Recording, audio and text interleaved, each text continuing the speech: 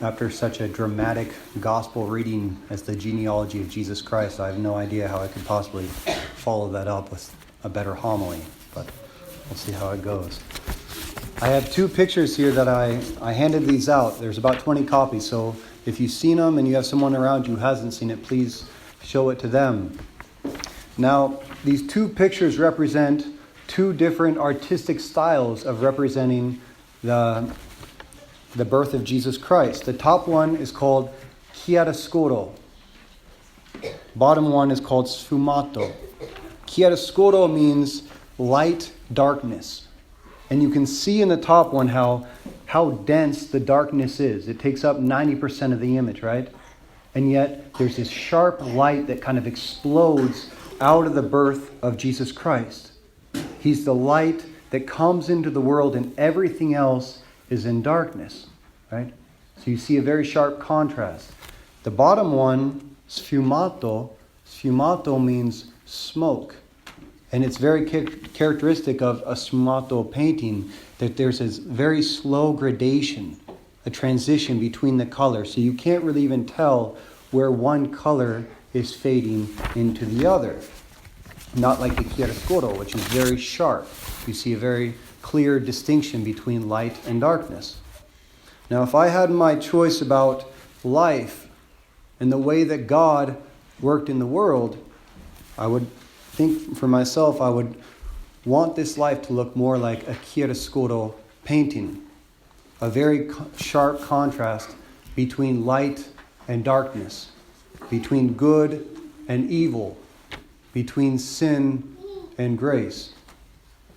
But if I'm honest, I would have to say that it seems as if God really prefers the second method. God prefers sfumato. God's ways are very subtle, and His work in the world and our lives seem so much intermingled with so much of the darkness of the events that constantly surround us. So much so that it's hard for us to see the difference between where God is working and where we're just left to empty human providence.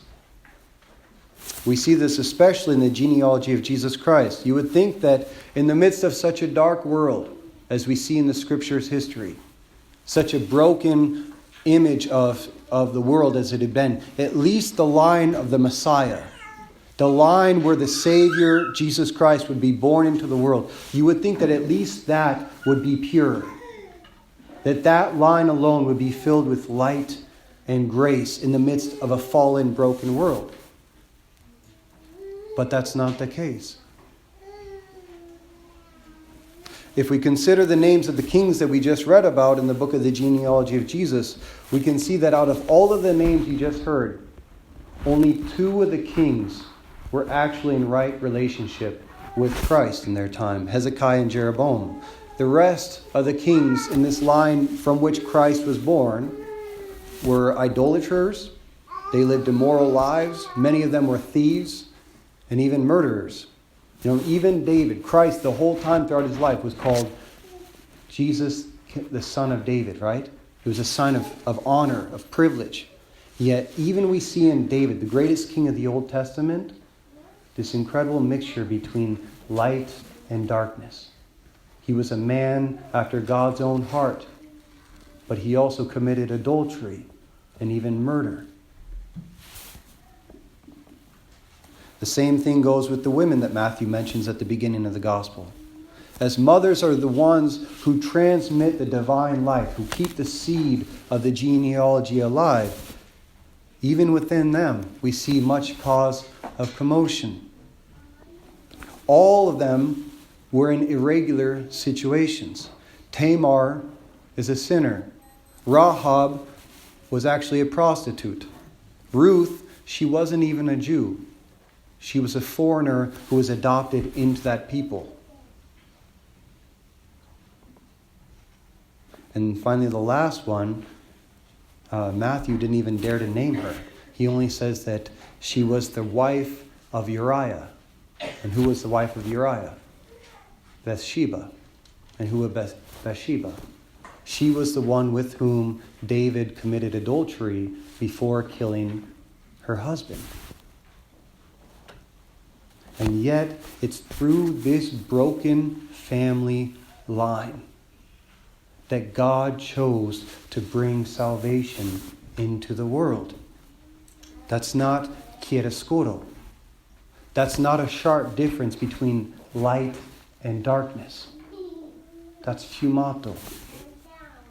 That's an almost imperceptible blending together of light and darkness, sin and grace, idolatry and fidelity, all coming together in the end to create the masterpiece of the greatest work in the history of the world, the incarnation of God, Jesus Christ in the flesh. And that should say something to us about who God is and the way that he wants to work in our lives. First off, God didn't need a perfect family line to come through in this world. Not only did he not need it, he didn't choose it. He chose to come through brokenness. He chose to be born of a family that was very much divided, very much separated from God, and had so much internal chaos throughout its history. And why? Why would Jesus Christ, the Messiah, want to be born in such a way? I think it's simply because that's our reality. This sfumato of light and darkness, good and evil, that's our family's histories. That's our nation's history. That's our church's history. And if we really want to be honest with ourselves, that's the history of every single one of our lives. None of us here is pure light. None of us here is pure darkness. We're all kind of a crazy amalgamation, a mix of all of that. And yet, it was through this that Jesus Christ chose to come into the world. So the question of Christmas is really, where is Jesus Christ, the Son of God, in the midst of the brokenness in the world? Where does God come to redeem us? And I think this genealogy reveals that very answer, that Jesus Christ is the one who comes to be born within the brokenness. Not outside of it. Not on the other side of our sins. Not on the other side of our problems. Not on the other side of whatever broken situations we're going through. He is the one that comes to be born right there within the chaos and shine his light from within that.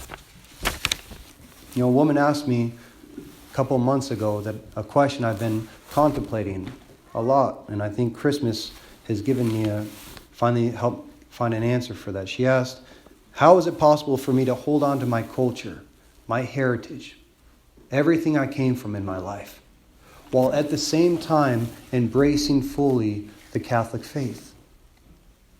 I think that's a problem every human being in their own way faces, because there's so much of us in our own history that at times doesn't seem to go perfectly in line with the faith. And that's a question I have to ask myself all the time too.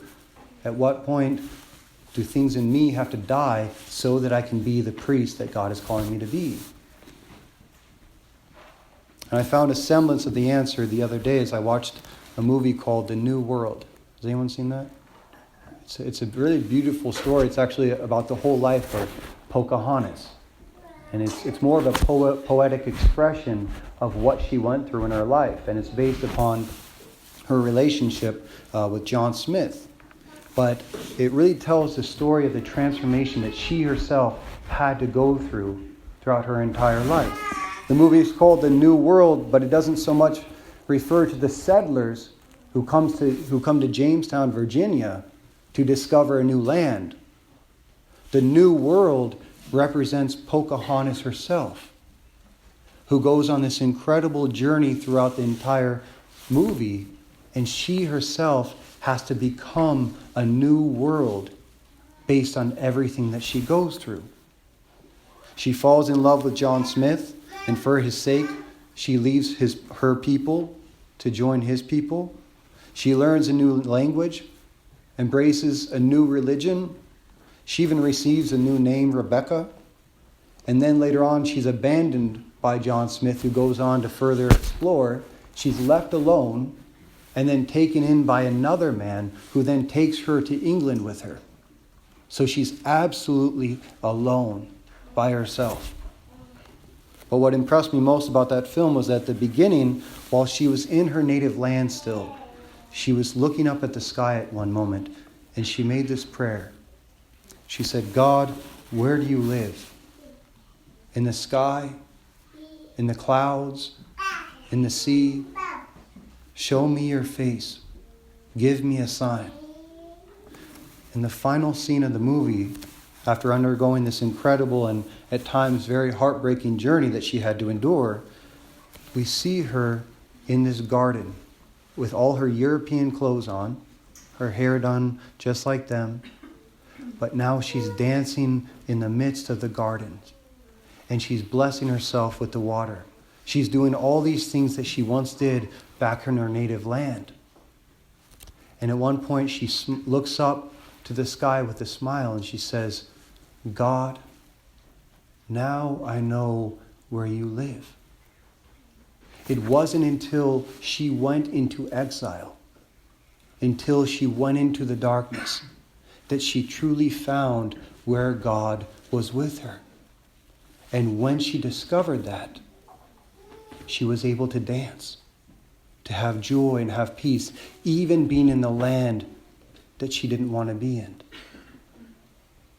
And I think the answer to that is when we find Jesus Christ where we are, in the midst of our broken situation, whatever that may be, that's how we find redemption. Jesus Christ did not come to be born into our perfection. He didn't come to be born into our strength, where we have everything figured out. He came to be born in the darkness, in the empty cave, in a place where he was rejected. So he could enter the very places we're rejected, we're unknown, where we're impoverished, so that he could bring his life into that place. So the real question we have to ask ourselves, what is the exile that you yourself are going through? Where are the dark places in your life that you need the light of Christ to be born?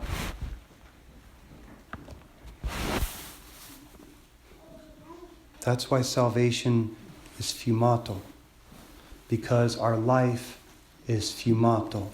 And redemption is when we experience Jesus Christ working in and through every single aspect of our life.